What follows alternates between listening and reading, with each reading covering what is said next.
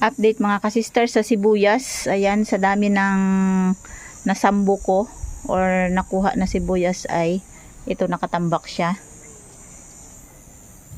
At hanap tayo ng paraan para hindi masira yung sibuyas. Ayan, napakarami niyan. Hanggang sa baba mayroon pa ring sibuyas. So may naisip ako na magandang paraan para kahit papaano ay tatagal yung sibuyas natin.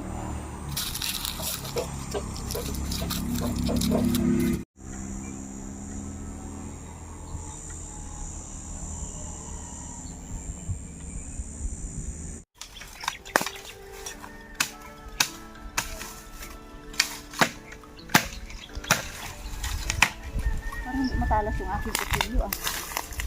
Sinamay ko eh. Bakit ka? Nabaki. Ito gusto ko makatibay.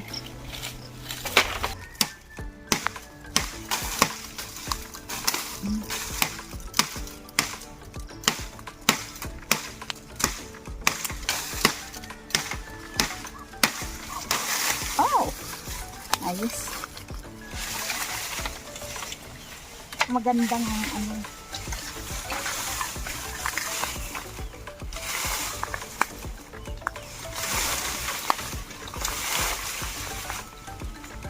Kailangan mo talaga pahirapan ng sarili mo para makaga mo ang gusto mo.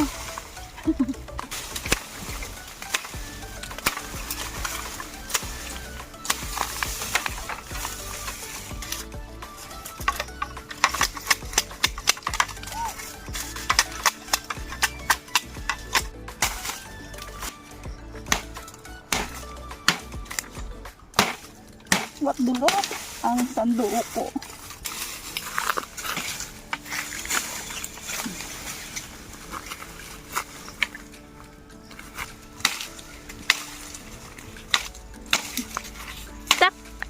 Aha.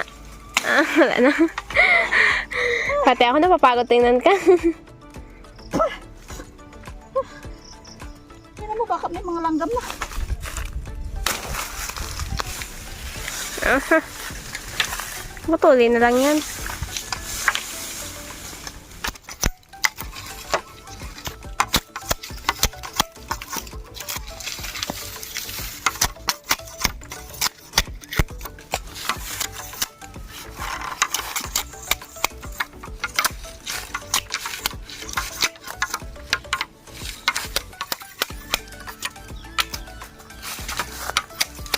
Okay, let's go. Tara na.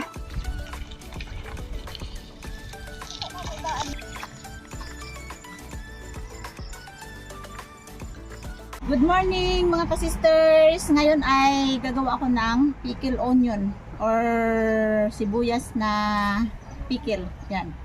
Walang Tagalog sa pickle. So, marami akong sibuyas na na-standby or na-stock. So, kailangan kong gumawa ng pickle onion dahil hindi natin inasahan yung sibuyas ay madaling masira. So, gagawa ako ng preservative. Anong tawag niyan? Magre-reserve ako ng pickle onion para kahit papaano pag nagmahal yung sibuyas ay may kukuhaan ako. So, ayan. First time ako gagawa ng pickle onion. Try natin yung kung ano nga talaga ang lasa dahil hindi ko alam kung anong lasa ng mga ka-sisters. Dito tayo mag sa basket para hindi pa rin yung ano, yung dahon. Malakas kasi ang hangin dito.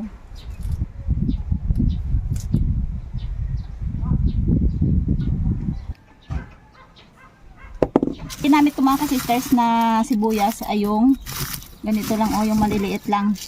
Kasi yung malalaki ay gagawin ko pa ng paraan yun. Yung mga ganitong maliliit, ito yung gagamitin ko.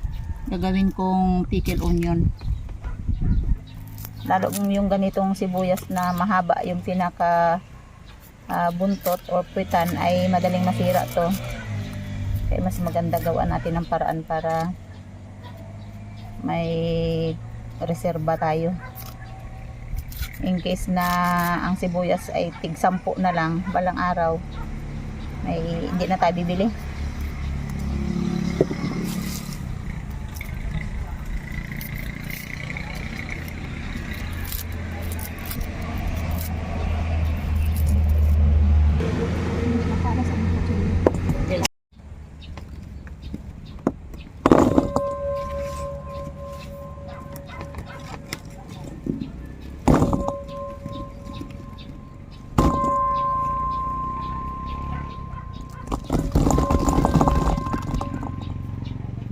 ka-sisters, matapos natin siyang balatan, kailangan ko siyang hugasan dahil marumi.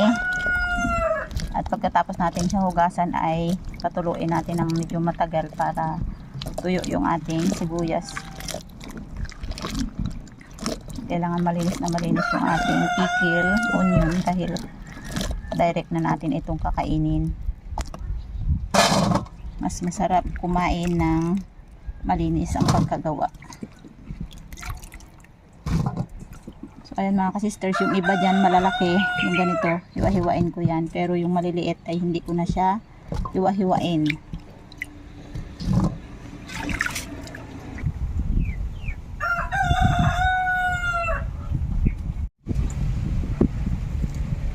Yung iba nito mga ka-sisters, hindi ko na siya bibiakin katulad ng mga ganito kaliit. Yung malalaki lang. Tapos binibiak ko siya yung iba kapag alam kong parang medyo sira yung sa gitna. Pero pag hindi, yan o, hindi siya sira, ay okay lang yung ganyan. Kasi may narinig ako na ang sabi ay mas maganda daw yung onion na maliliit, ginawang pickles. Tapos buo lang siya, mas mapipil mo yung anghang ng sibuyas kaysa nung biniak. Pag may sira, kinukuha ko lang ng ganyan yan sa gitna. Ito talaga ang problema ng sibuyas mga ka-sisters, hindi siya tumatagal kapag i-standby mo lang. Kaya kailangan gawa natin ng paraan. Wala tayong tawag dito, yung mga sibuyasan na meron talaga silang storage para hindi masira. Itong sa atin ay ano lang to, pang sariling gawa, sariling ano to, gamit natin sa kusina. Sisters, yung ihalo natin sa pickle onion, yung buo na paminta. Yan. Tapos, itong isa ay vinegar. Vinegar at saka white sugar. At meron tayong mainit na tubig. Yan. I-arrange lang natin. Yan. Ilagay lang muna natin yung sibuyas sa garapon. Malinis naman yung kamay natin dahil nakailang hugas tayo dito sa ating garapon. Na-sterilize ko na yung garapon.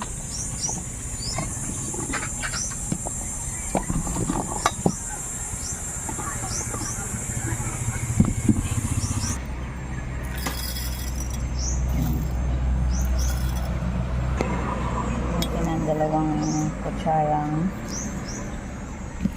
sugar. Saka yung ating vinegar.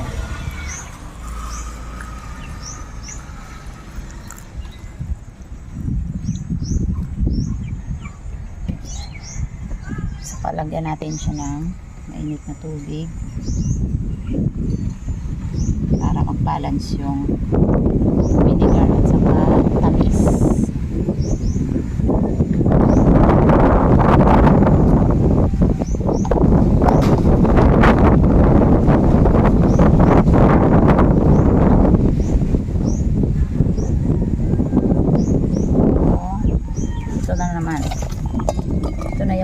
Pangalawang garapon. Bali 3 araw ito mga ka-sisters ay pwede na natin kainin. May fresh tayo na isda ay pwede natin isahog na ito. Tama yung sibuyas.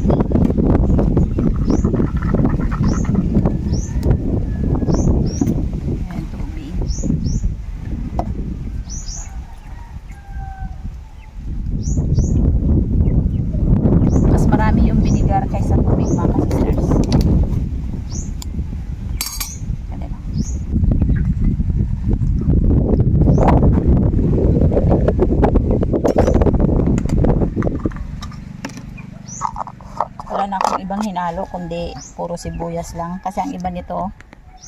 So ayan mga ka-sisters, yung nagawa na nating pickle, onion or sibuyas na pickles. Yan. So may kanya-kanya tayong version mga ka-sisters, pero ito lang yung simple ng paggawa ng onion pickles. Ayan.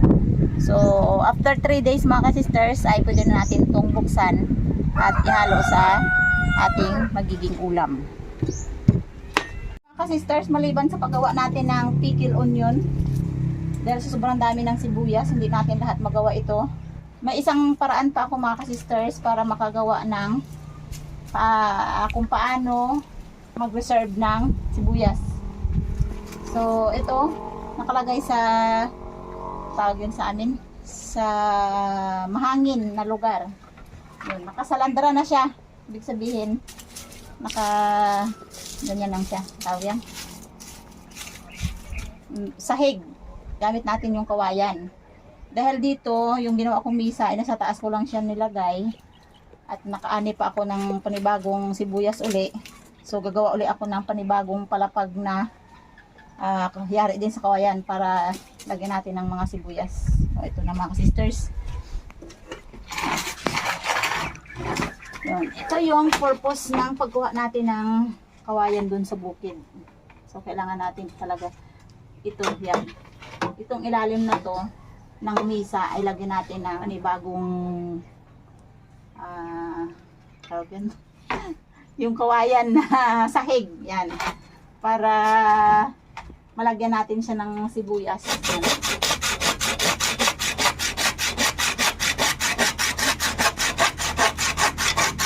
Ay, hindi yan. Hindi pinakamaganda, pero pwede na. So, ipako lang natin ito. May panibago doon. Tapos lagyan na sahig. Ayos na. Tiko pa sa tiko.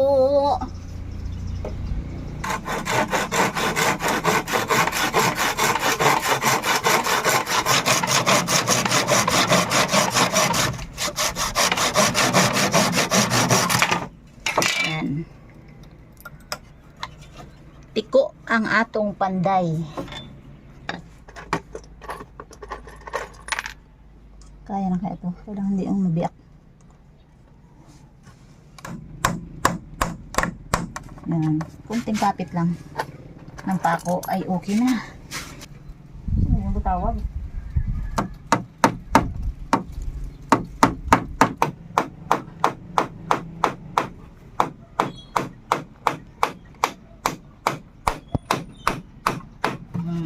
Ayos. Tibay rin ay.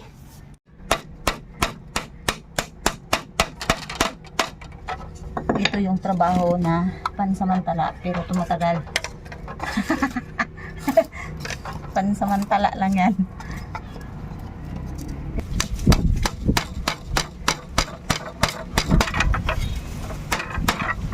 Yan. Para lang mahangin. Hindi naman kailangan talagang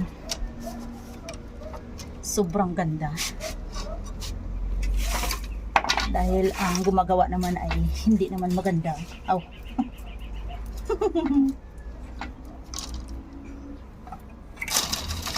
Pag sobra, hindi na natin gayatin dahil sayang.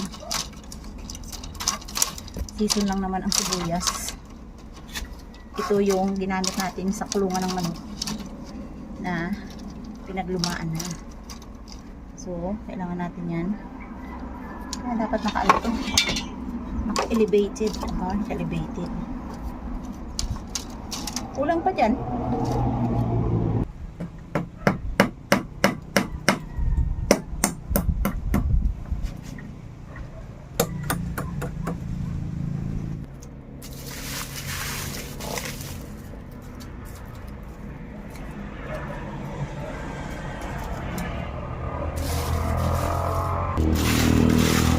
Mga malalaki tayo doon sa taas. Taka natin ay linisan muna natin. Kunin natin yung bungot. Tatawag sa amin yan. Bungot sa amin, yung balahibo. Balahibo. Balahibo ng sibuyas. May balahibo ba ang sibuyas?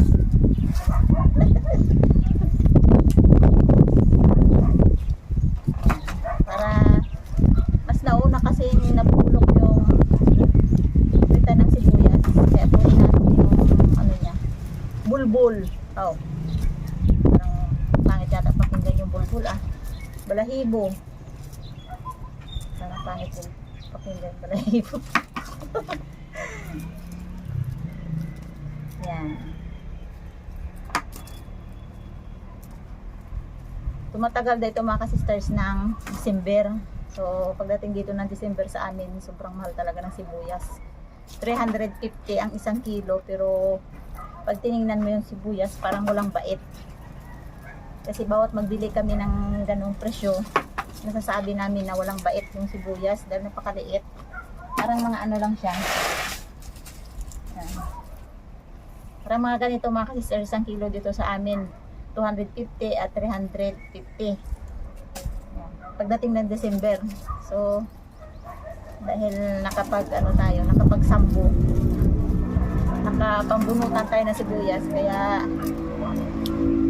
try natin mag-stock para sa sunod mga ka-sisters na taon, kapag may bunutan dito ng sibuyas ay at aprobado yung gawa ko na to, sigurado makakarami na tayo, gawa na tayo ng ano, storage house. Wow.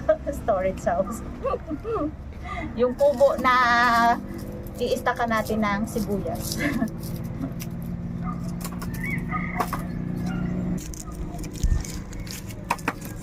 May bulok na agad oh.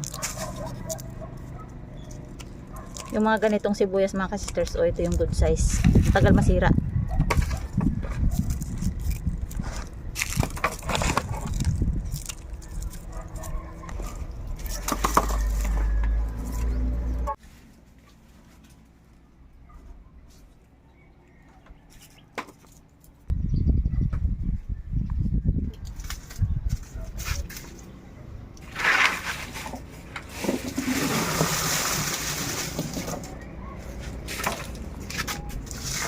So ayan mga ka-sisters, yung nagawa natin na stockan ng sibuyas.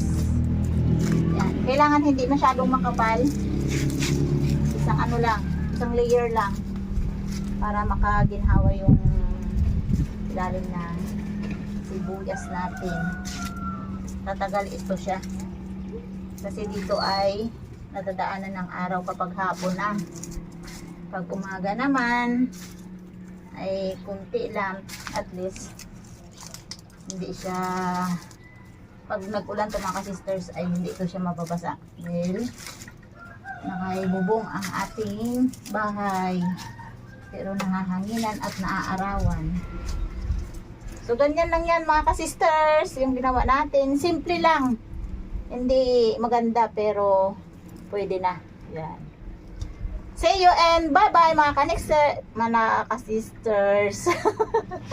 Nabubulong na.